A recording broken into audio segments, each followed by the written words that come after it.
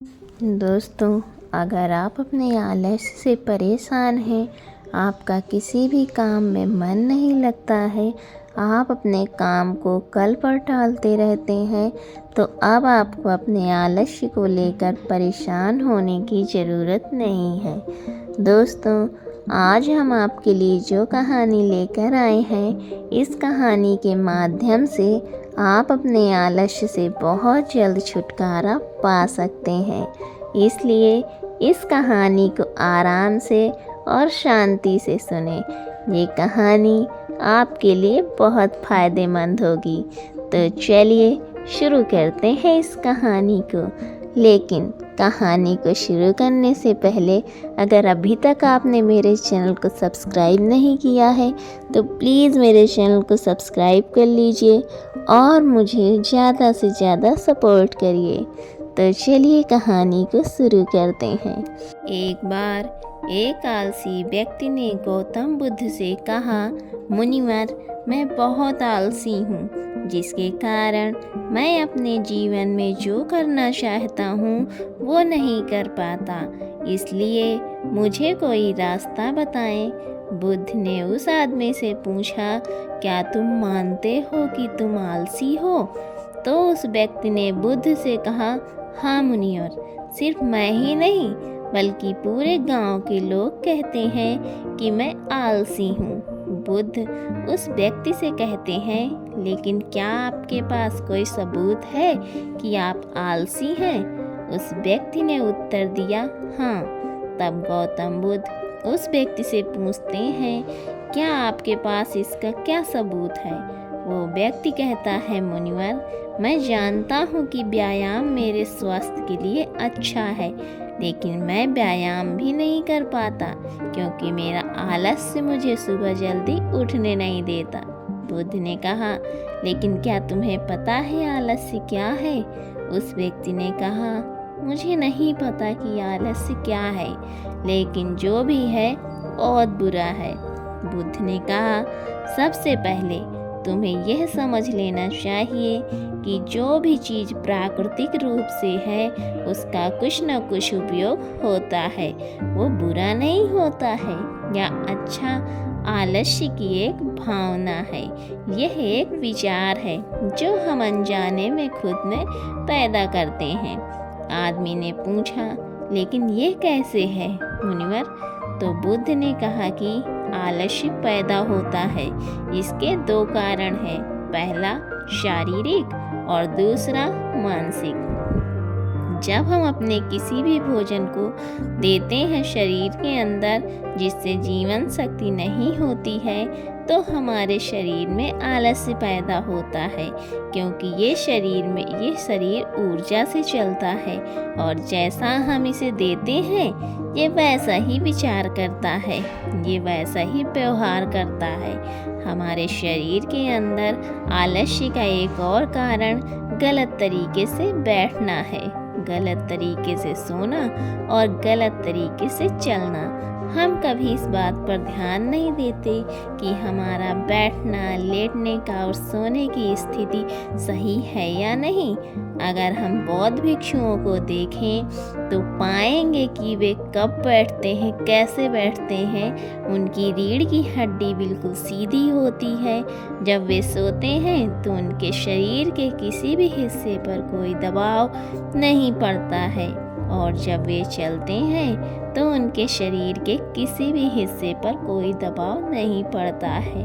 उनके दो कदमों के बीच एक लय होती है। शारीरिक स्तर पर आलस्य का तीसरा कारण सुबह जल्दी ना उठ पाना। ये सुनकर व्यक्ति कहता है, हाँ मुनिवर, मैं सुबह जल्दी नहीं उठ पाता। ये सुनकर बुद्ध मुस्कुरा देते हैं और कहते हैं कि आप सुबह जल्दी उठ सकते हैं जब आप रात को सोने का समय निर्धारित कर लें। तो हर व्यक्ति को अनुशासन का पालन करना पड़ता है, क्योंकि अनुशासन हमारे जीवन में संतुलन लाता है। ज़्यादातर लोग अनुशासन को बुरा मानते हैं, क्योंकि उन्हें अनुशासन का एहसास होता है, उन्हें बांधता है, जबकि सच तो ये है कि अनुशासन हमें बांधता नहीं है बल्कि मुक्त करता है। तब व्यक्ति बुद्ध से पूछता है, लेकिन हमें इसकी शुरुआत कहाँ से करनी चाहिए, जैसे ठीक से खाना, बैठना, लेटना, सुबह जल्दी उठना आदि। बुद्ध कहते हैं कि आप इस समय जो भी कर रहे हैं उसे अभी से शुरू करें, इसे ध्यान से करें। पहले आप मन के स्तर पर आलस्य को समझें, अन्यथा अधिकांश स्थितियों में मन ही है जो शरीर के कारण आलस्य पैदा करता है, क्योंकि मानसिक आलस्य का पहला कारण हमारी पुरानी गलत धारणाएं हैं। हमें लगता है कि हम ऐसा करने में सक्षम नहीं थे, पिछली बार भी ऐसा ही किया था, इस बार भी हम ऐसे नहीं कर पाएंगे। जब हम खुद को सक्षम नहीं मानते हैं तो आलस्य अपने आप ही हम पर हावी हो जाता है। दूसरा कारण है छोटे और आलसी लोगों का साथ देना। कभी कभी ऐसा होता है कि आलस्य हमारे अंदर नहीं होता है, लेकिन दूसरे लोगों की वजह से हमारे अंदर आ जाता है। ऐसा होता है क्योंकि हम आलसी लोगों की संगति करते हैं। हाँ मुनिवर, ये बिल्कुल सत्य है, मैंने भी ये अनुभव किया है। तब बुद्ध ने कहा, तीसरा कारण मन की स्पष्टता का अभाव है। मान लीजिए कि आप किसी जंगल में खो गए हैं और शाम हो गई है और आपको नहीं पता कि आपका घर किस दिशा में है, तो क्या होगा? क्या आप आलसी होकर लेटे रहेंगे या अपने घर की तलाश में कोई रास्ता खोजेंगे? उस व्यक्ति ने कहा कि मैं बाहर जाऊंगा घर की तलाश में। तभी उसने कहा, अगर बहुत कोशिश करने के बाद भी तुम्हें घर का रास्ता ना मिले तो तुम क्या करोगे? उस व्यक्ति ने कहा, मैं अभी भी इसे ढूंढता रहूंगा, क्योंकि मेरे पास कोई दूसरा विकल्प नहीं होगा। कई विकल्प हैं, अगर किसी के पास एक ही विकल्प है तो उसका दिमाग बिल्कुल खाली होगा। यदि आप व्यायाम नहीं कर पा रहे हैं तो इसका कारण आपके मन में स्पष्टता की कमी है, जिसका आपको भविष्य में सामना करना पड़ेगा। उन रोगों से होने वाली बीमारियां आपको दिखाई नहीं देती। आप उन बीमारियों से होने वाले दर्द को महसूस नहीं कर सकते। आगे गौतम बुद्ध ने कहा कि आलस्य का चौथा कारण यह है कि कोई भी काम करने में मन नहीं लगता। मान लीजिए आप सड़क पर कहीं जा रहे हैं और काफ़ी दूर चलने के बाद आप थक जाते हैं और चलने का मन नहीं करता। ऐसा तब होता है जब आप किसी शेर को अपने पीछे भागते हुए देखते हैं।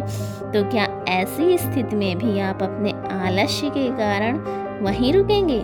नहीं नहीं, तो समझ लीजिए कि आलस्य आपको वो काम करने से रोकता है जिसे करने का कोई बड़ा कारण नहीं है। तब उस व्यक्ति ने बुद्ध से कहा, धन्यवाद मुनिवर, आप अब मुझे आलस्य का पूरा खेल समझ में आ गया है। भगवान गौतम बुद्ध उस आलसी व्यक्ति से कहते हैं, मेरी एक बात हमेशा याद रखना, जहाँ स्पष्ट हो या कोई काम करने का कोई बड़ा कारण हो, वहाँ कभी आलस्य नहीं हो सकता।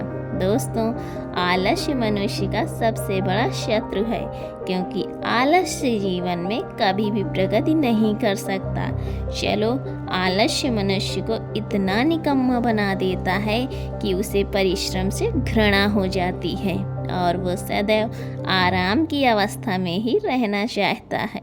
इसलिए मेहनत के चश्मे की ज़रूरत होती है, जो आलसी व्यक्ति के पास नहीं होता। आलसी व्यक्ति को आलस दिन ब दिन अपनी चपेट में लेता जाता है, जिसके परिणाम स्वरूप वो दिन ब दिन मेहनत से भागने लगता है। मेहनत ही खत्म हो जाती है। आलस्य सिर्फ दोस्त हो सकता है, इसके अलावा इसे ख़त्म करने का कोई रास्ता नहीं है। मेहनत से दोस्ती करने के बाद यह दुश्मन अपने आप ख़त्म हो जाता है। मेहनत ही सफलता की कुंजी है।